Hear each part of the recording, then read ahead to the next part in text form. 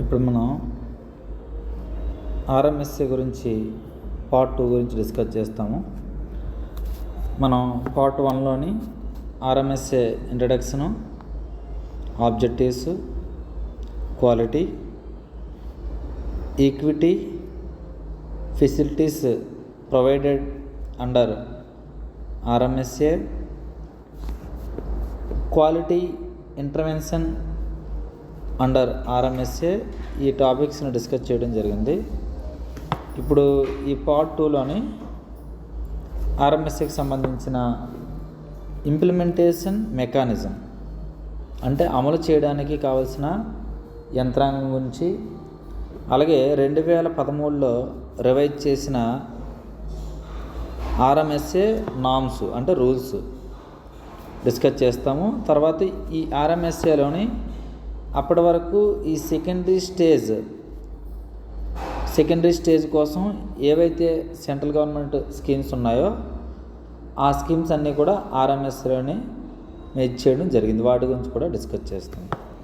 ఇప్పుడు ఫస్ట్ది implementation mechanism.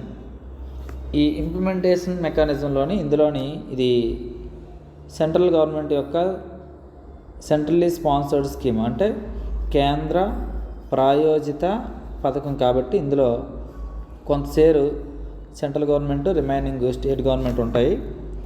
ఈ షేర్ అనేది దేశంలో ఉన్న రాష్ట్రాలన్నింటికి కూడా ఒకలాగుంటే ఈ నార్త్ ఈస్టర్న్ స్టేట్స్కి ఈ షేర్ అనేది ఇంకోలా ఉంటుంది.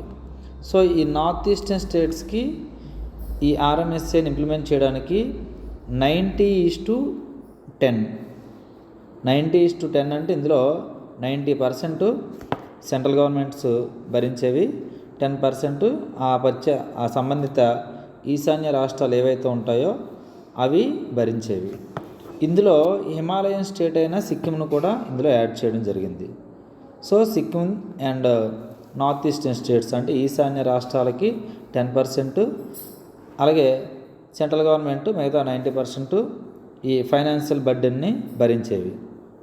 అలా కాకుండా రిమైనింగ్ స్టేట్స్కి ఏ విధంగా ఉంటుందంటే వాటిని ఏమంటామంటే నార్త్ ఈస్టర్న్ రీజన్ స్టేట్స్ అంటే ఈశాన్య రాష్ట్రాలు కాని వాటికి 12వ పంచవర్ష ప్రణాళిక ప్రకారం 72% సెంట్రల్ గవర్నమెంటు, 20% స్టేట్ గవర్నమెంటు దీని యొక్క ఫైనాన్షియల్ ఎక్స్పెండిచర్ని భరించేవి.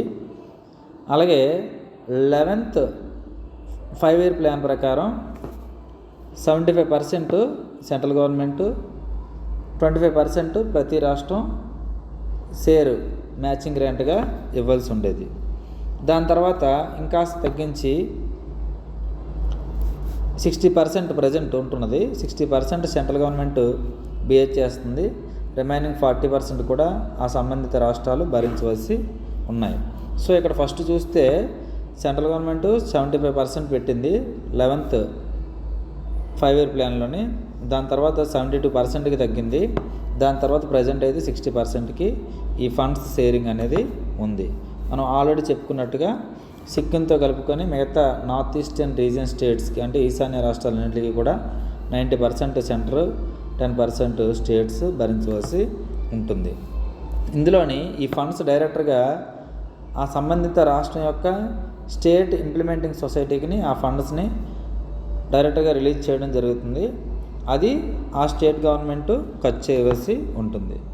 ఇది ముఖ్యంగా implementation mechanism of RMSA. Next ఆర్ఎంఎస్ఏలోని 2013లోని కొన్ని మార్పులు చేయడం జరిగింది. దీన్నే రివైజ్డ్ నామ్స్ ఆఫ్ ఆర్ఎంఎస్ఏ అని అంటాం. ఈ రివైజ్డ్ నామ్స్లోని కన్స్ట్రక్షన్ కాస్ట్ అంటే ఎక్స్ట్రా తరగతి గదిలో నిర్మించినప్పుడు కానీ లేదా ఏవైనా కన్స్ట్రక్షన్ జరిగేటప్పుడు స్టేట్కి సంబంధించిన స్టేట్ షెడ్యూల్ ఆఫ్ రేట్స్ కానీ లేదా సెంటర్కి సంబంధించిన సెంట్రల్ పబ్లిక్ వర్క్స్ డిపార్ట్మెంట్కి సంబంధించిన కానీ ఈ రెండింటిలో ఏ కాస్ట్ అయితే దేనికి సంబంధించిన తక్కువ ఉంటే ఆ రేట్స్ ప్రకారం ఆ కన్స్ట్రక్షన్ జరగాలని ఈ 2013 రివైజ్డ్ నామ్స్ ఆఫ్ ఆర్ఎంఎస్ఏలని చెప్పడం జరిగింది. అంతేకాకుండా ఈ టోటల్ ఫండ్స్లోని మేనేజ్మెంట్, మానిటరింగ్, ఎవాల్యుయేషన్ అండ్ రీసెర్చ్కి కొంత పర్సెంటేజ్ అమౌంట్ని కేటాయించవలసి ఉంటుందని చెప్పడం జరిగింది. అది అప్పటి వరకు 2.2% ఉండేది. దాన్ని 4%కి ఇంక్రీజ్ చేయడం జరిగింది. దీన్ని management monitoring evaluation research fund అని అంటాం. అప్పటి వరకు 2.2% ఉన్నదాన్ని 4%కి ఇంక్రీజ్ చేయడం జరిగింది. మరలా ఈ 4%లో నేషనల్ సంబంధించింది 0.5% రీసెర్చ్ అండ్ రిమైనింగ్ అమౌంట్ అంతా కూడా మిగతా స్టేట్స్కి వాటిని పంపించి తద్వారా ఈ మేనేజ్మెంట్ మానిటరింగ్ ఎవాల్యుయేషన్ రీసెర్చ్ కోసం కేటాయించేవారు. అలాగే తర్వాత ఇందులో ఇప్పటివరకు ఉన్న కొన్ని స్కీమ్స్ని ప్రత్యేకంగా సెకండరీ స్టేజ్ అంటే 9th to 10th క్లాస్ వరకు చదువుతున్న విద్యార్థులు ఎవరైతే ఉంటారో వాళ్ళ కోసం కేటాయించిన స్కీమ్స్ని ఆర్ఎంఎస్ఏలోని మెర్జ్ చేయడం జరిగింది. ఆ స్కీమ్స్ ఏంటంటే ఐసిటి స్కూల్స్ అంటే information and communication technology schools, girls hostel, inclusive education for disabled at secondary stage, vocational education. ఈ 4ని కూడా ఆర్ఎంఎస్ఏలోని సబ్జ్యూమ్ చేయడం జరిగింది. ఇది ఆర్ఎంఎస్ఏ. ఇప్పటివరకు మనం ఆర్ఎంఎస్ఏలోని ఇంట్రడక్షన్లో భాగంగా మనకి ప్రైమరీకి ఎలా అయితే ఎస్ఎస్ఏ ఉంటుందో సెకండరీ స్టేజ్లో అంటే 9th to 10th చదువుతున్న విద్యార్థులకి ఈ ఆర్ఎంఎస్ఏలో అలాగా ఫండ్స్ అనేవి అందించడము, అలాగే universal access, universal enrolment, universal retention. Access అంటే అందుబాటు, ఎన్రోల్మెంట్ అంటే నమోదు, రిటెన్షన్ అంటే నిలుపుదల. వీటన్నిటి కోసం ఆర్ఎంఎస్ఏ వర్క్ చేయడం జరిగింది.